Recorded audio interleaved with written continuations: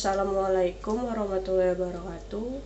Kami dari kelompok 3 ingin mempresentasikan analisis kualitas layanan TI menggunakan Service Operation ITIL SIM-RS RSUD Dr. Kasbullah Abdul Majid Kota Bekasi.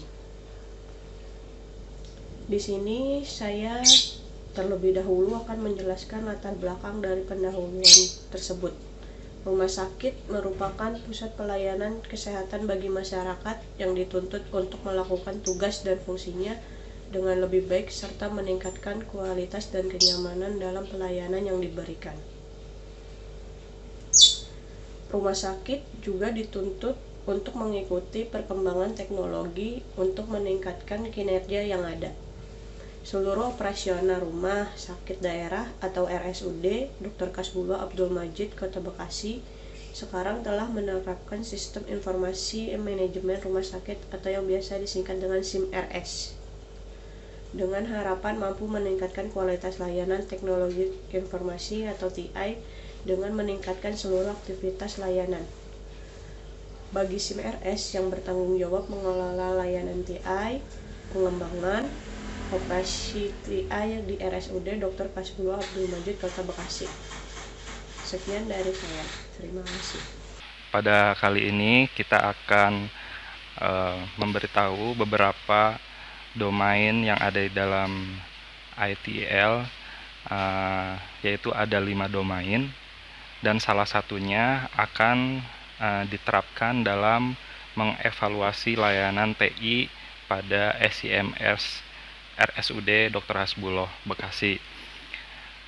Kita bisa lihat di sini ada 5 dari domain ITL. Yang pertama ada transition, ada design, continual service improvement, strategi, dan operation. Dari kelima domain ITL ini yang digunakan dalam mengevaluasi SIMS RSUD Dr. Hasbullah Bekasi, yaitu kita memakai service operation. Service operation itu kenapa kita menggunakan service operation di dalam ITL itu bertujuan dan bertanggung jawab mengkoordinasikan dan memenuhi kegiatan proses yang diperlukan untuk menyediakan serta mengelola layanan bagi pengguna bisnis dan pelanggan dengan tingkatan tertentu yang disepakati. Baik, di sini saya akan menjelaskan tentang sistem informasi manajemen rumah sakit yang ada di RSUD Dr. Hasbullah Abdul Majid Kota Bekasi serta metodologi penelitian yang kelompok kami lakukan.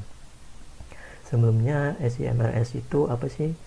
SIMRS itu merupakan singkatan dari Sistem Informasi Manajemen Rumah Sakit, yaitu suatu tatanan yang berurusan dengan pengumpulan data, pengelolaan data, penyajian informasi, analis dan penyimpulan informasi, serta penyampaian informasi yang dibutuhkan untuk kegiatan rumah sakit.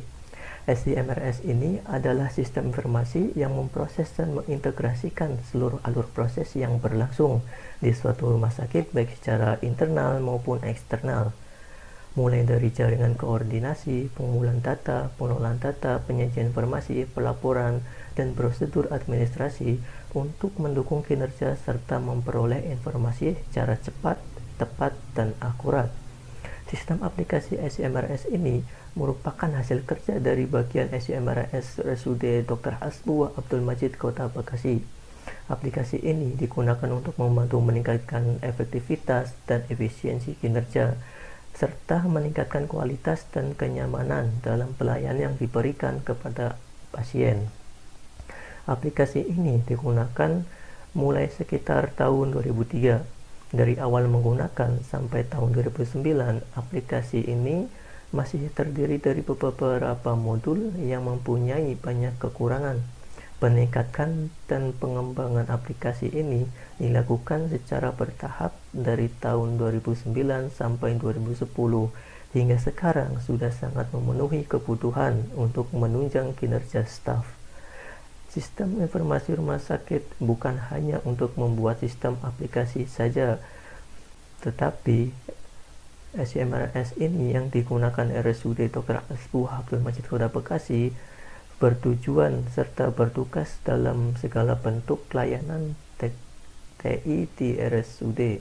Untuk metodologi penelitian, kelompok kami menggunakan metode penelitian yang bersifat kualitatif karena data yang dikumpulkan melalui wawancara dan observasi. Penelitian ini terdiri dari beberapa tahap seperti rumusan masalah, studi pustaka, pengumpulan data, analis berdasarkan kriteria ITIL, serta rekomendasi. Merumuskan masalah yang sering terjadi yaitu kurang jelasnya SOP dan SIMRS RSUD Dr. Hasbuah Abdul Majid Kota Bekasi yang menjadi bahan penelitian. Selanjutnya, studi pustaka diperoleh dengan melakukan perbandingan penelitian terdahulu. Studi pustaka dilakukan dengan mengumpulkan beberapa teori tentang metode atau model layanan pengembangan TI yang berhubungan dengan masalah yang diteliti. Setelah studi pustaka, selanjutnya pengumpulan data yang dilakukan dengan cara observasi dan wawancara. Observasi dan wawancara penelitian ini dilakukan pada individu-individu yang berhubungan dan menggunakan layanan TI di RSUD Dr. Hasbuah Abdul Majid Kota Bekasi, yaitu pada bagian keuangan, gudang obat, apotik, pavilium, bangsal, poliklinik, serta instalasi gawat darurat. Penunjang medis dan bina program yang dilakukan tanggal 13 sampai 19 Mei 2015 yang hasilnya digunakan untuk melakukan analisis serta mengumpulkan data melalui observasi dan wawancara, maka dianalisis secara data yang dapat dan disesuaikan dengan domain service operation pada framework ITIL. Dan yang terakhir, memberikan masukan yang bisa digunakan untuk pengembangan dan perbaikan layanan TI ke depan berupa pemecahan masalah yang dihadapi, yaitu SOP yang lebih baik dan pemecahan masalah lainnya.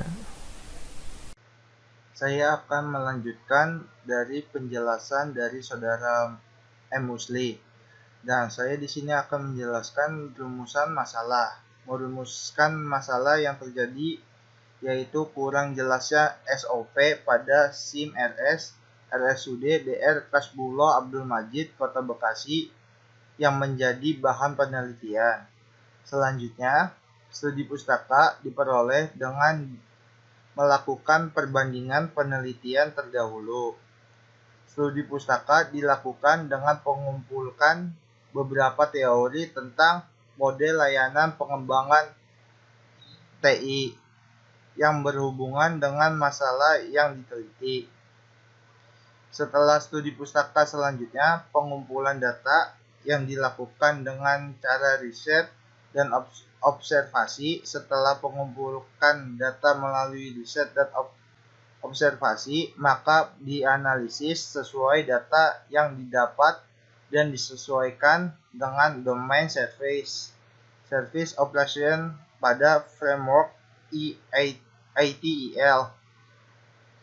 Dan terakhir, memberikan masukan yang bisa digunakan untuk pengembangan dan perbaikan layanan TI ke depan berupa pemecahan masalah yang dihadapi, yaitu SOP yang lebih baik dan pemecahan masalah lainnya.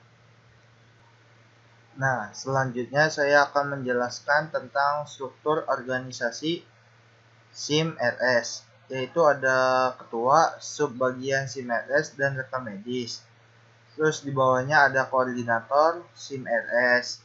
Terus di bagian perbaikan data ada 2 orang, dan sebelah kanan ada bagian hardware dan jaringan terdiri dari 2 orang.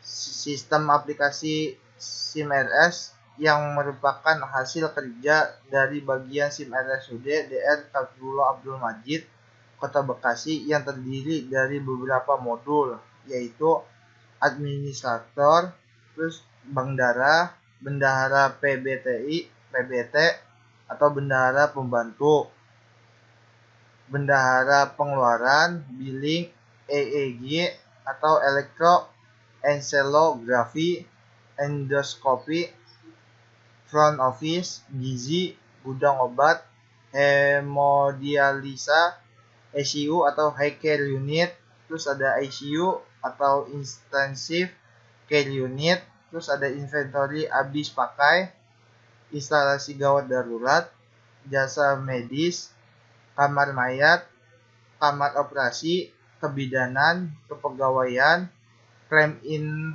health, dan in-claim Jamskesda atau jaminan kesehatan daerah, klaim JKN, jaminan kesehatan nasional, terus ada klaim perusahaan, laboratorium, manajemen keuangan CB, pemeliharaan, catatan utang, poliklinik, perinatologi, radiologi, piutang umum, rawat inap IGD, rawat jalan, rekam medis, tagihan belanja, terus ada TCD atau transcranial Doppler, terus ada treadmill, dan yang terakhir ada verifikasi JKN.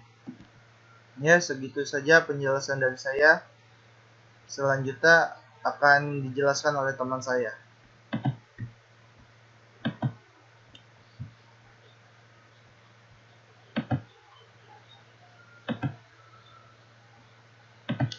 Ini saya akan menjelaskan bagian-bagian dari service operation.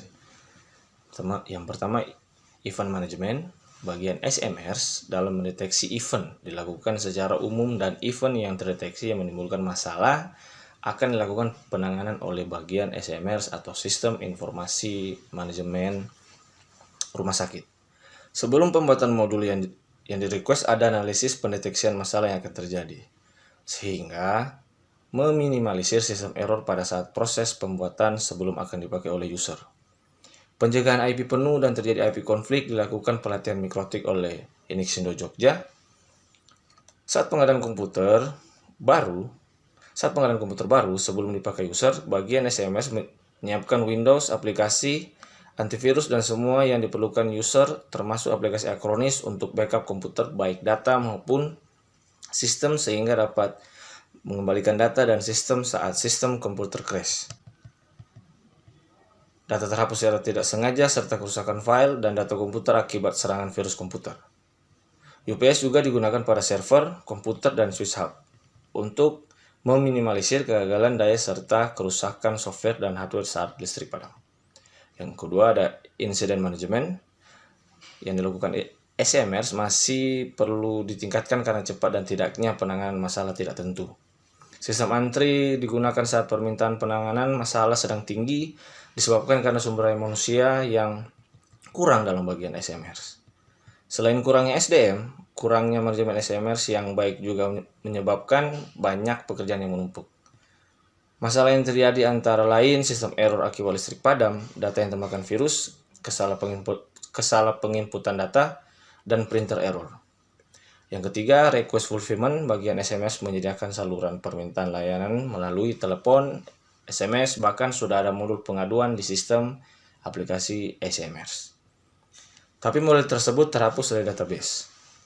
User yang ingin melakukan permintaan penambahan atau pengembangan modul diwajibkan mengisi formulir pengajuan penambahan modul yang kemudian dirapatkan lintas bagian, dan setelah disetujui, pembuatan modul dijalankan. Yang keempat, problem management. Insiden yang sama yang terjadi berulang kali, yaitu sistem error akibat listrik padam. Sistem Informasi Manajemen Rumah Sakit atau SMRs telah berusaha mengantisipasi masalah ini dengan menggunakan UPS pada server, komputer, dan switch hub. Tapi belum semua switch hub menggunakan UPS. Penanganannya pun dilakukan dengan sederhana, yaitu merestart komputer dan switch hub. Saat rotasi pegawai sering ditemui data yang bermasalah seperti data yang tidak diinput dan lain-lain. Penanganannya dengan mengadakan pertemuan untuk mensosialisasikan kesalahan yang sering dilakukan dan memberi solusi. Penanganan lebih lanjut adalah dilakukan pendampingan dan pembetulan data. Yang terakhir, akses manajemen. Akses masuk pada aplikasi SMRs dibatasi dengan proses login. User diwajibkan mengisi nama user dan password. User tidak boleh memberitahukan password untuk user lain karena keamanan data sudah menjadi tanggung jawab masing-masing user.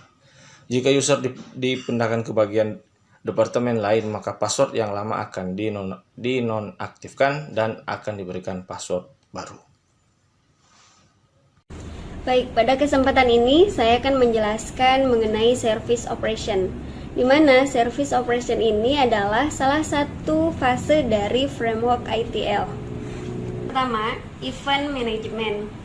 Bagian SIM-ERS dalam mendeteksi event dilakukan secara umum, dan event yang terdeteksi yang menimbulkan masalah akan dilakukan penanganan oleh bagian SIM-ERS. Sebelum pembuatan modul yang di-request, ada analisis pendekatan masalah yang akan terjadi, sehingga meminimalisir sistem error pada saat proses pembuatan sebelum akan dipakai oleh user. Pencegahan IP penuh dan terjadi IP konflik dilakukan pelatihan mikrotik oleh Idixindo Jogja.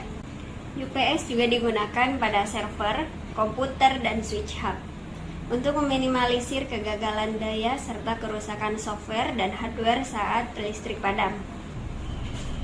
Kedua, insiden manajemen.